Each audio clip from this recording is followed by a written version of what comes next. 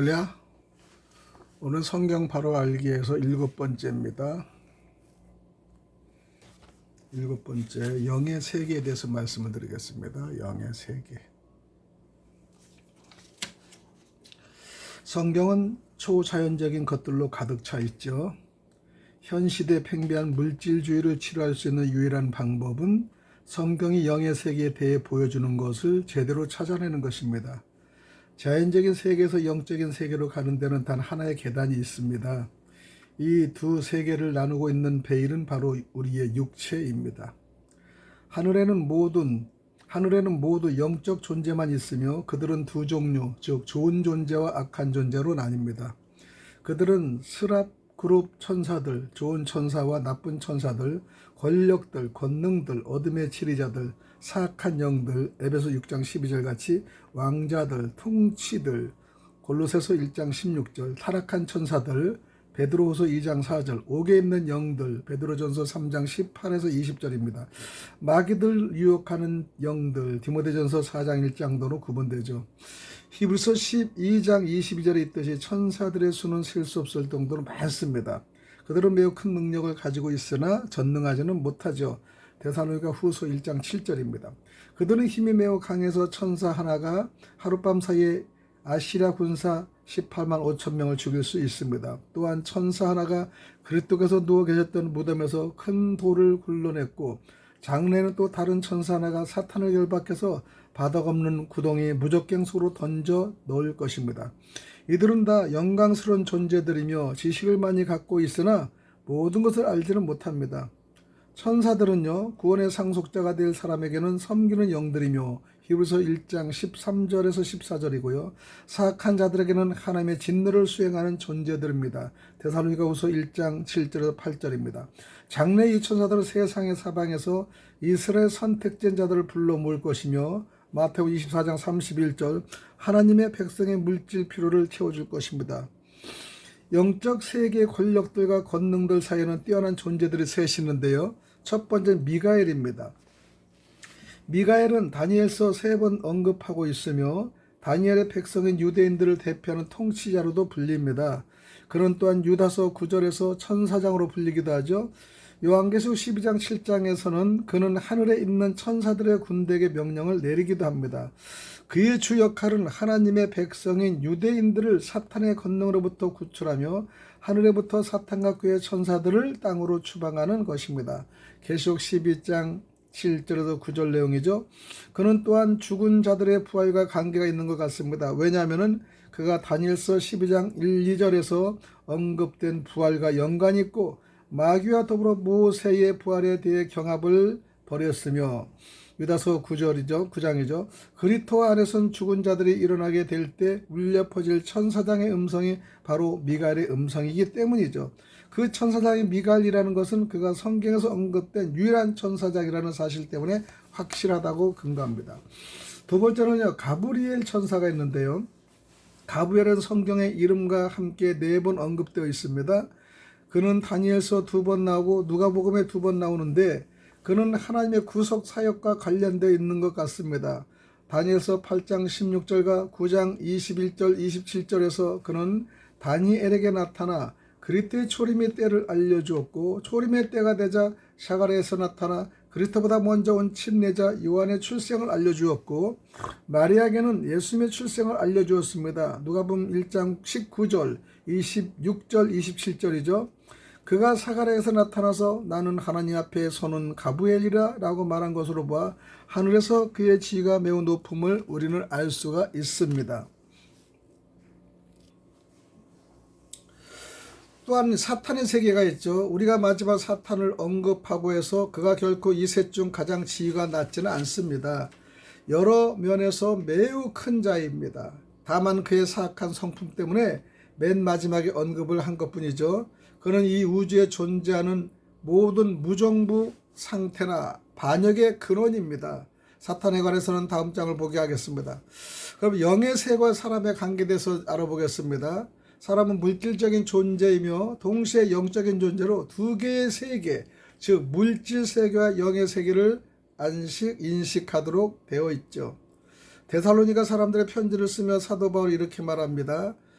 화평에 바로 그 하나님께서 너희를 온전하게 거룩하게 구별하시기를 원하며 또 너희의 온 영과 혼과 몸이 우리 주 예수 그리스도께서 오실 때까지 흠이 없이 보존하기를 내가 하나님께 기도하노라. 이것이 데살로니가 전서 5장 23절의 말씀이죠. 그는 또한 히브리 사람들에게 보낸 편지 이렇게 말하죠.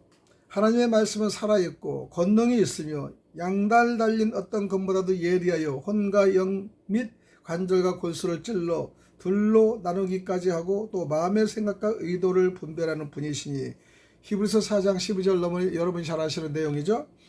이 두 구절에서 우리는 사람이 영과 혼과 몸으로 구성된 삼중적 존재임을 보게 되죠. 사람은 하나님의 형상대로 지어졌는데 사실 하나님은 삼위일체십니다. 구약시대의 성막은 밖에 있는 뜰에 의해 쌓여졌고요. 이 뜰은 막으로 된 펜스로 둘러싸여 있습니다. 성막의 그림을 참조하시면 좋습니다. 이 성막은 두 부분으로 나뉘어졌고요. 하나의 길이는 다른 하나의 길이의 2배이며 즉 사이에 베일 즉 커튼이 있습니다. 이 두 개의 방 중 큰 것은 거룩한 곳 즉 성소라 불렀으며 밖에서 거기로 들어가면 커튼이 쳐져 있는 문을 통과해야만 하죠.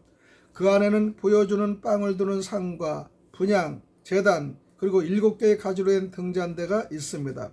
성소로부터 지성소 즉 두 방 중 작은 방에 들어가려면 두 방을 나누는 커튼인 베일을 통과해야 합니다. 그 안에는 언약궤가 있었고요. 하나님께서는 바로 이 궤의 뚜껑 위에 있는 그룹들 사이에 세카이나 영광 중에 자신의 거처를 정하십니다.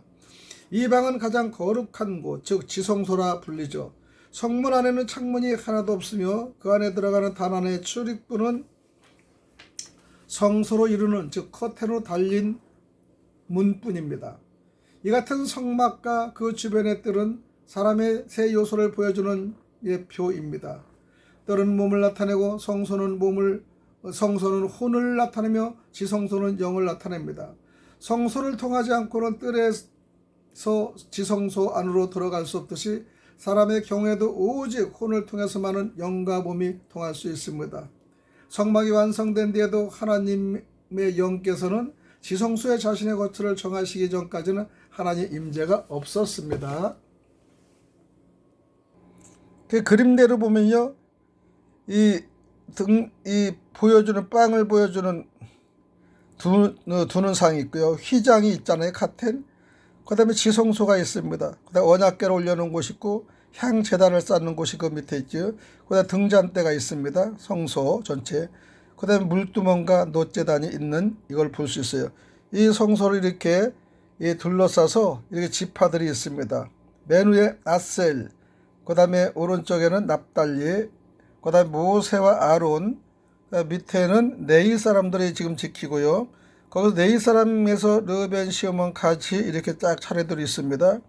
그다음에 에브라임, 므낫세, 베냐민 네이 사람들이 이렇게 딱 둘러 있습니다.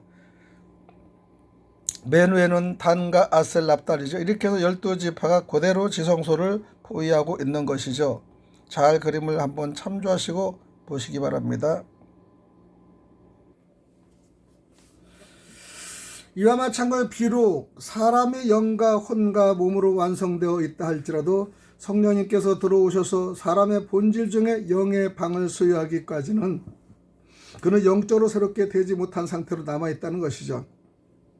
그리고 이런 일은 새로 태어나는 것, 즉 다시 태어남이 일어날 때야 비로소 생기게 됩니다.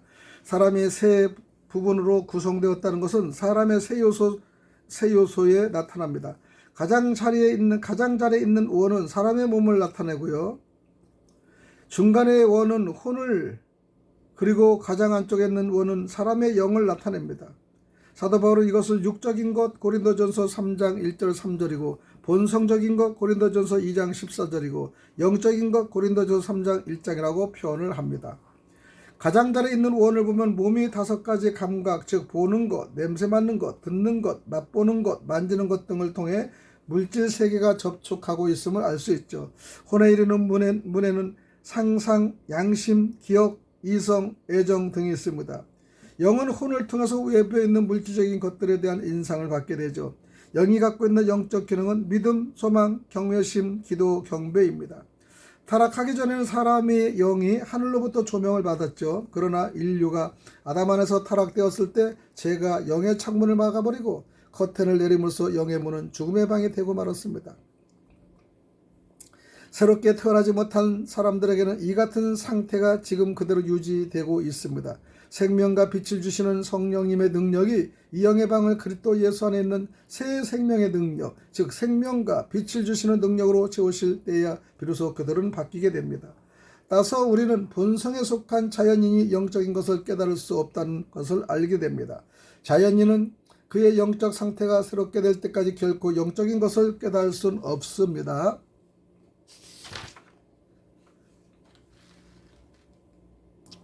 조금 전에 설명한 사람의 세 요소에 대해서 말씀을 드리는데요. 맨 겉에 육이죠. 가운데는 혼입니다. 완전 중앙에 영입니다. 영에서는요, 영적 성령이 영적 통찰력과 믿음의 소망의 의를 경외라고 기도하는 것이 이게 고린도전서 3장 1절이고요. 중간 가운은 본성적인 것을 혼을 얘기하는 거죠. 이건 고린도전서 2장 14절입니다. 맨 가장자리 육신적 사람의 요소인데요. 이거는 고린도전서 3장 1절 4절의 내용입니다. 여기서 보면 우리가요, 보기에는 보기도 하고요, 냄새 맡기도 하고요, 듣기도 하고요, 맛보기도 합니다. 만지기도 합니다. 이것이 만지기는 촉각문이고 맛보기는 입문입니다. 듣기는 귀문이고요, 냄새 맡기는 코문이죠. 보기는 눈문이라는 것을 볼 수 있습니다. 그래서 우리는 화평의 바로 하나님께서 너희를 온전하게 거룩히 구별하시기를 뭐라며 또 너희의 몸과 영과 혼과 몸이 우리 주 예수 그리스도께서 오실 때까지 흠없이 보존되기를 내가 하나님께 기도하노라. 이것이 데살로니가전서 5장 23절이죠. 또 히브리서 4장 12절 너무나 잘 아시는 하나님의 말씀은 살아있고 권능이 있으며 양달 달린 어떤 것보다도 예리하며 혼과 영 및 관절과 골수를 찔러 둘로 나누기까지 하고 또 마음의 생각과 의도를 분별하는 분이시니라. 히브리서 4장 12절의 내용을 사람 세 요소를 이렇게 그림으로 표현했습니다.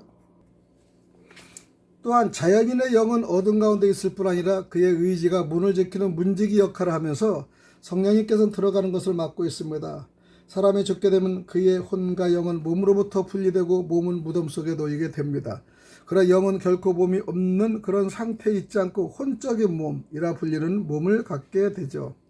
그런데 이 같은 혼적인 분은 듣거나 말하거나 생각하거나 느낄 수 있으므로 만질 수 있는 형태를 취해야 합니다.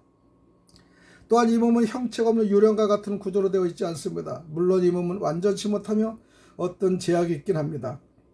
만일 그렇지 않다면 그리스도인들이 부활할 때 자신이 원래 소유했던 육적인 몸을 다시 얻을 필요가 없을 것이죠. 혼적인 몸이 존재한다는 것은 누가복음 16장의 19절 31절에 부자와 나사로 이야기에서 찾아볼 수가 있습니다. 이야기는 결코 비유가 아니며 예수님께서 자신이 알고 있는 대로 구약시대의 다른 세계에서 실제로 일어났던 일을 그대로 묘사한 실제 사건입니다. 이 기사에서 우리는 부자와 나사로가 죽어서 장사되었음을 알 수가 있고요. 다시 말해서 이들의 몸은 땅속에 있습니다. 지하세계에서 일어났던 일은 바로 그들의 육적인 몸이 없는 상태에서 그들에게 일어난 일을 잘 묘사해 주고 있습니다. 바로 이 상태에서 그들은 의식을 가지고 있었고 부자는 나사로를 바로 알아봤습니다. 그런데 만일 나사로가 몸이 없었다면 그 일이 불가능했을 것입니다. 또한 우리가 확신하는 바는 그 몸이 육적인 몸이 아니라는 것이죠. 왜냐하면 그의 육적인 몸은 땅속에 있기 때문이죠. 사실 그곳에서의 그의 몸은 혼적인 몸이었습니다. 이 사실은 혼적인 몸이 단순히 어떤 상태를 지닌 몸이 아니라 밖으로 보이는 형태나 모든 면에서 그의 몸의 소유주가 땅에서 갖고 있던 육적인 몸과 똑같은 몸이라는 것을 증명해 주죠. 그렇지 않다면 아무도 이 세상에서 그를 알아볼 수 없었을 것입니다. 그곳에서도 부자는 여전히 보고 느끼고 목말라하고 말하고 기억할 수 있었는데 이 사실은 그가 감각을 가지고 있었고 또 자신의 인격을 그대로 유지하고 있었음을 보여줍니다. 이것이 맨 마지막 사람의 요소에서 육신적인 것을 나타내는 거죠. 또한 이 사실은 이 땅의 삶에서 영적인 삶으로 옮겨갈 때 제7일 안식인 교인들이 주장하는 즉 혼이 잠자는 것 등과 같은 어떤 불연속성이 존재하지 않음을 보여줍니다. 성경에서 잠자다라는 표현 쓰일 때 그것은 항상 몸을 가리키며 결코 혼을 가리키지는 않습니다. 또한 예수님 안에서 잠잔다는 표현은 항상 구원받는 성도에게만 적용됩니다. 그럼 이제부터 영과 혼이 몸을 떠난 뒤에 어떻게 되는지 살펴보면요. 부자와 나사로 이야기에서 우리는 지하세계에 대한 묘사를 보게 됩니다. 지하세계는 낙원과 지옥의 두 부분으로 구성되어 있으며 이 둘 사이에는 사람이 오고 갈 수 없는 깊이 갈라진 틈이 있습니다. 이와 같이 깊이 갈라진 틈의 밑에는 바다 없는 구덩이, 즉 무적갱이죠. 혹은 아부소스, 아비스가 있습니다. 바로 이곳에 사악한 영들이 갇혀 있습니다. 그곳에는 이 구덩이를 다스리는 왕이 있으며 그의 이름은 아폴리온입니다. 계시록 9장 11절에 나오죠. 이 구덩이는 현재 하나님께서 막아 놓으셨으며 후에 자신이 원할 때에 천사를 시켜 그것을 여실 것입니다. 계시록 9장 1절에서 16절, 계시록 17장 8절, 계시록 20장 1절 3절의 내용입니다. 예수님의 부활 이전에는 의로운 사람의 영과 혼이 지하세계의 낙원 부분으로 갔습니다. 예수 그리스도께서는 십자가에 달려 죽으신 뒤에 바로 그 낙원에서 회개한 강도들을 만나셨죠. 그분께서 부활하시는 날 그리스도와 영과 혼은 지하세계로부터 되돌아왔습니다. 근데 그때 그분께서 혼자만 오지는 않았어요. 그때 그분께서 낙원에 있던 자들을 다 데리고 나오시며 그것을 닫아버렸다는 것이 에베소 4장 7절 10절의 말씀입니다. 그래서 이제 사망과 지옥의 열쇠를 갖고 계시다는 것이 계시록 1장 18절이죠. 그리스도와 함께 나온 사람들 중 몇몇은 자기 몸을 받아 그분과 함께 하늘로 올라간 죽은 자들로부터 부활의 열매가 첫 열매가 되었습니다. 마태복음 27장 52절에서 53절이죠. 그 나머지는 사도 바울이 들려 올라갔던 셋째 하늘이 있는데요. 고린도후서 12장 1절 4절인데요. 그런데 사도 바울은 이 셋째 하늘을 낙원이라고 불렀습니다.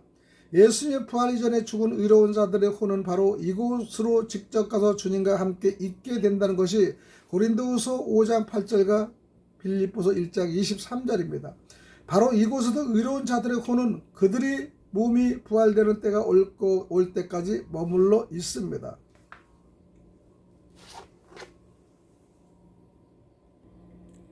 지하세와 지옥에 대해서 이렇게 좀 선도가 있는데요.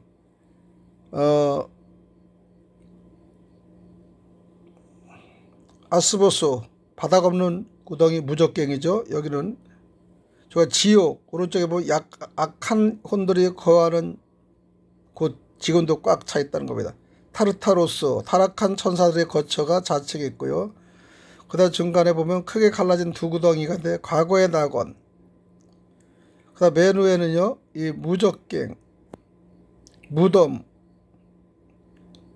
몸은 무덤에 의로운 자들 왼쪽과 있고요. 여기 보면은 주 예수 그리스도 타락한 강도가 여기서 구원을 받죠. 그 다음에 우측에는 교회 시대가 있습니다. 선도롭게 자세히 한번 여러분이 보세요. 복잡하죠? 잘 자세히 보시길 바랍니다. 그리고 예수 그리스도께서는 공중에서 자신의 교회를 만나러 오실 때 셋째 하늘의 낙원으로부터 의로운 자들의 혼을 다시 데리고 오십니다. 왜냐하면 예수 그리스도 안에서 몸이 잠든 자들 그분께서 자신과 함께 데리고 오실 것이기 때문입니다. 데살로니가전서 4장 14절이죠. 그들은 땅에서 와서 무덤에서 자기 몸을 받아 휴거받는 성도들과 함께 하늘로 올라가 공중에서 주님을 만나게 됩니다. 이제 지하세계의 선도를 잠깐 보았죠. 우리가 알기로는 사악한 자들의 혼은 지금도 여전히 지하세계 지옥에 갇혀 있으며 둘째 부활의 때까지 그곳에 머무를 것입니다. 둘째 부활 때 이들은 땅으로 들어가 자기의 몸을 받고 곧장 흰 왕자 심판으로 들어갑니다. 이 심판대에 그들은 둘째 사망 선고를 받게 되는데 이것은 그들이 몸을 잃었다는 의미에서 두 번째 죽는 것을 뜻합니다. 그들은 육적인 몸이 없는 영들로서 누가복음 16장 부자처럼 최종 지옥인 게헨나 즉 불호수 속으로 던져져 영원토록 불속에서 고통을 당하게 됩니다. 영가오는 불 속에서 손상되지 않습니다. 따라서 이 사실은 사악한 자들이 둘째 사망에 의해 그 몸을 다시 잃은 뒤에도 불 속에서 영원히 고통을 받을 수 있음을 보여주는 것이 마가복음 9장 43절과 48절입니다. 현재 우리는 영적 강신술에 대해 많은 이야기를 듣고 있는데 이것은 산자들이 죽은 자들과 교통하는 것을 의미합니다. 그런데 이 같은 강신술 혹은 심령술은 사실 마귀를 통해 숭배하는 것으로 성경은 이것을 철저히 금하고 있습니다. 이것이 레위기 20장 6절과 27절이죠. 신명기 18장 10절 11절입니다. 구약 성경에 나오는 부리는 영들은 혹은 익숙한 영들은 신약시대의 마귀들이며 유혹하는 영들이라고 합니다. 그러면 심령술에 대해서 말씀을 드립니다. 우리는 신약 성경의 경고를 통해 마지막 시대의 심령술이 부흥할 것을 알고 있습니다. 디모데에게 보내는 서시에서 사도 바울이 이렇게 말하죠. 한편 성령께서 마지막 때 어떤 사람들이 믿음에서 떠나 유혹하는 영들과 마귀들의 교리에 주의를 기울일 것이라고 분명히 말씀하는데 이들은 위선으로 거짓말하며 자기 양심을 뜨거운 인두로 지진 자들이라. 이들이 혼인을 금하고 음식물을 상가라고 명령할 것이나 음식물은 하나님께서 창조하사 진리를 믿고 아는 자들이 감사함으로 받게 되느니라.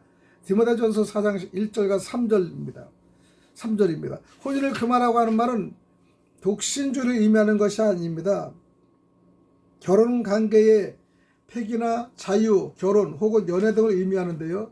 음식물을 삼가라라는 말은 금식을 의미하는 것이 아니라 육식을 하지 말고 채식만 하는 것을 의미도 이건 하는 겁니다. 채식을 하게 되면 육식을 하는 경우보다 영적인 힘에 더 민감하게 된다는 것은 이미 잘 알려진 일이 아니겠습니까? 사도 바울이 이 같은 경고와 7절에는 말씀, 곧 속된 것, 즉 늙은 부녀들이 꾸며낸 이야기들을 거부하고 도리어 하나님의 성품에 이르도록 스스로 훈련하라는 말씀과 깊은 관련을 맺고 있다는 사실은 세상의 마지막 때에 나타날 무슨 주의를 가리킵니다. 왜냐하면 크리스천 사이언스야말로 늙은 부녀가 꾸며낸 이야기입니다. 사실 크리스천 사이언스의 주 창자였던 에디 부인은 여러 번 결혼했다는 측면에서 볼 때는 늙은 부녀라 할 수 있습니다.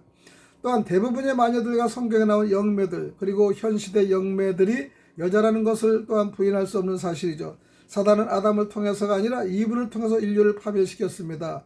그 이유는 아마도 여인들이 노심초사하는 성격이나 남에게 쉽게 영향을 받는 성격이 마귀들의 계략에 조금 더 쉽게 이용할 수 있었기 때문이 아니겠습니까?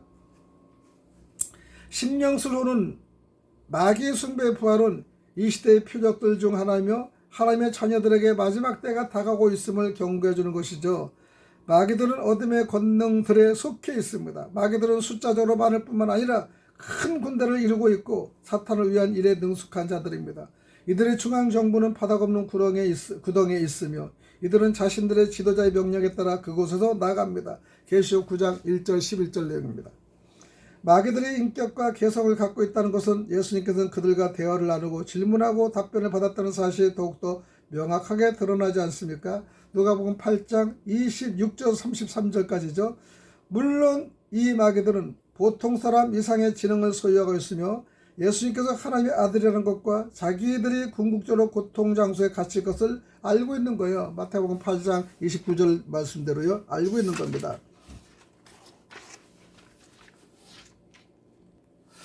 그 마지막에는 인간의 몸에 대한 마귀들의 권능을 좀 알아보겠습니다. 마귀들은 사람이 말을 못하게 하거나 못 보게도 할 수 있습니다. 마태복음 12장 22절 또 이들은 사람 미치게도 할 수 있습니다. 누가복음 8장 26절 35절이죠. 자살하게도 할 수 있습니다. 마가복음 9장 22절 우리가 현재 주변에 일어나는 사건들입니다. 사람의 신체에 해를 입힐 수도 있고요. 마가복음 9장 18절이고 사람에게 어떤 초능력을 부여할 수 있습니다. 몸의 변형이나 불구등을 일으킬 수 있는 게 누가복음 13장 11절 17절의 내용을 볼 수가 있죠.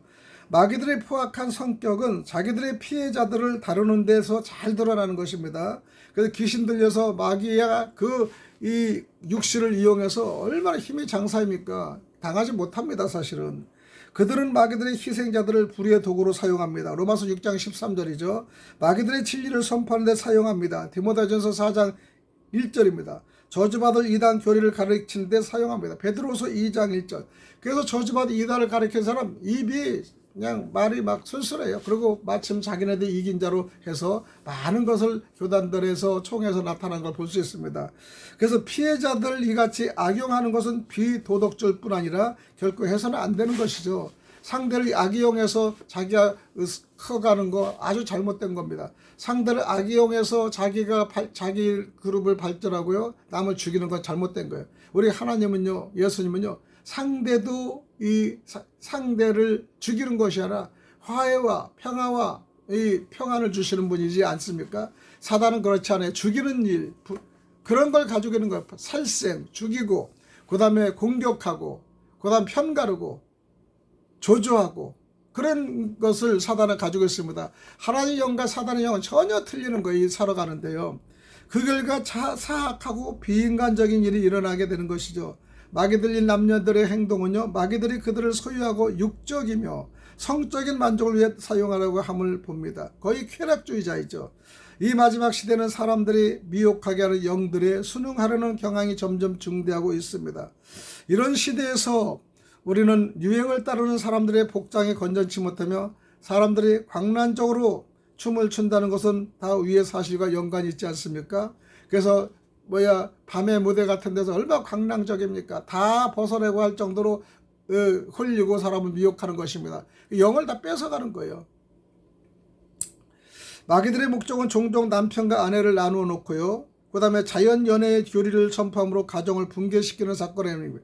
이단에 가면 거의 가정이 붕괴됩니다. 기성교회가 틀리는 것은요, 이단은 재물 다 뺏고, 그 다음 몸 다 뺏고, 그 다음에 가정을 가진 사람 가정을 다 뺏고, 그 어떤 교단은요, 결혼해서 한 사람은, 여성은 목사도 세우지 않고요, 미혼인 사람을 해서 교주한테 자기 몸을 바쳐 성혼을 입으라고 하는 그런 교단도 있습니다. 다시 말해 마귀는 자신의 만족을 위해 희생자를 제어하며 또 그 희생자의 마음과 몸을 파괴시키고요, 그다음에 건강을 악화시킬 수 있는 권능을 갖고 있습니다. 만일 희생자가 그리스도께 돌아서고 이로써 마귀로부터 해방되지 않는다면 그는 혼과 몸을 잃어버릴 것이나 다름이 없습니다. 우리는 오직 예수님만 마귀를 내줄 수 있는 권능을 가지고 있습니다. 그런데 예수님만이 할 수 있는 것을 인간이 만들어서 그거를 만들고 하고 있어요. 그렇기 때문에 얼마나 잘못된 신앙입니까? 여러분, 그래서 우리는 이제 홍과 용의 골수를 우리를 쪼개는 사단의 영에 우리가 넘어가면 아니 되는 것입니다. 또한 우리는 마귀 들리는 것과 질병을 혼돈해서는 안 되는 거예요. 간질은 당사자가 격려를 일으키게 하며 입에서 거품을 토하게 하고요, 이빨을 부득부득 갈게 됩니다. 저분도 간질 환자 많이 봤어요. 그러나 이런 간질과 마귀 들린 건 다릅니다. 성경은 분명히 이 두 가지가 서로 다르다는 것을 마태복음 4장 24절에 보여주는데요. 또 고린도전서 10장 20절 21절은 다음과 같이 말합니다. 아니라 오히려 나는 이것을 말하노라. 즉 이방인들은 자기들의 희생물로 드리는 것들을 하나님께 희생물로 드리지 아니하고 마귀들에게 드리니라. 나는 너희가 마귀들과 교제하는 것을 원치 아니하노라. 너희가 주의 잔과 마귀들의 잔을 겸하여 마실 수 없고 주의 상과 마귀들의 상에 겸하여 참여하는 자가 될 수 없느니라. 이것이 함께 할 수 없다는 것이에요. 고린도전서 10장 20에서 21절입니다. 이 구절은 이교들의 숭배의식의 배후에 마귀의 숭배가 있음을 보여주며 이들의 축제가 난장판이 되며 이들의 숭배 형식이 탐욕적이며 관능적인 이유를 잘 설명해 줍니다. 누가복음 16장 19절 32절에 나오는 부자와 나사로의 이야기는 이미 죽은 자들의 영과 교통하는 것이 불필요할 뿐 아니라 그렇게도 할 수 없음을 보여줍니다.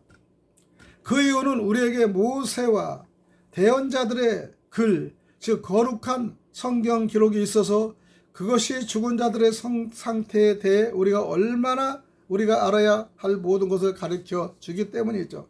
나사로든지 부자든지 죽은 이후에 땅으로 다시 가서 부자의 형제들에게 경고를 해주는 것은 결코 허락하지 않은 것을 우리 성경에 볼 수 있죠. 이 얘기를 통해서 알 수 있는 것 한 가지 확실한 사실은 선한 자의 영이든 악한 자의 영이든 일단 죽으면 이 땅에 다시 돌아올 수 없다는 것입니다. 그래서 그 부자가 물 한 방울을 잎에 묻혀시고 봐도 나사로와 연결이 안 됐고요. 또 이것을 지금 있는 산은 자기의 그 후세들한테 알리고 싶어 나갈 수가 없는 겁니다. 일단 들어오면 나갈 수 없는 겁니다. 그래서 만약 이것이 사실이라면 심령술 혹은 강신술은 다 거짓말이죠. 들어갔다 나갔다 되지 않는 거예요. 강신수 거짓말, 이거는 전부 다 가짜 거짓입니다. 이것은 말세에 사려 깊게 행동하지 못하는 이들을 방황하게 만들려는 사탄의 도구 중 하나에 불과합니다. 심령술에 빠지는 사람은요, 지각이 어둡게 되는 큰 위험에 빠지게 되며 마귀들의 권능과 제어 밑으로 들어가는 것이죠. 이것이 에베소 4장 17절과 19절의 내용입니다. 그러니까 우리가 심령이 약하면 빠져들어가요. 자기도 모르게 귀신 속에 빠져서 헤어나지를 못하는 겁니다. 그 귀신에 들린 사람은 헤어나지 못하는데 이 권능 치료마저 예수님만이 할 수 있다는 걸 사실 알아야 돼요. 인간으로 하는 치료, 이거는 다 심령술이고요. 다 거짓입니다. 여기 우리가 속고 물질들이고 몸들이고 마음들에서 전부 다 빠져들어요. 가족 분란이 일어나고요. 재산 다 뺏겨요. 우리는 그런 연약한 심령술에 빠지지 말고 오직 성경에 예수 그리스도만 우리가 보고 갖고 찾아가고 동행하고 두드리는 저와 여러분이 되시길 간절히 축원을 드리겠습니다. 하나님은 여러분을 너무나 사랑하시기 때문에 이렇게 성경의 지식을 통해서 알려주는 것입니다. 오늘도 여기까지 말씀드리겠습니다. 샬롬.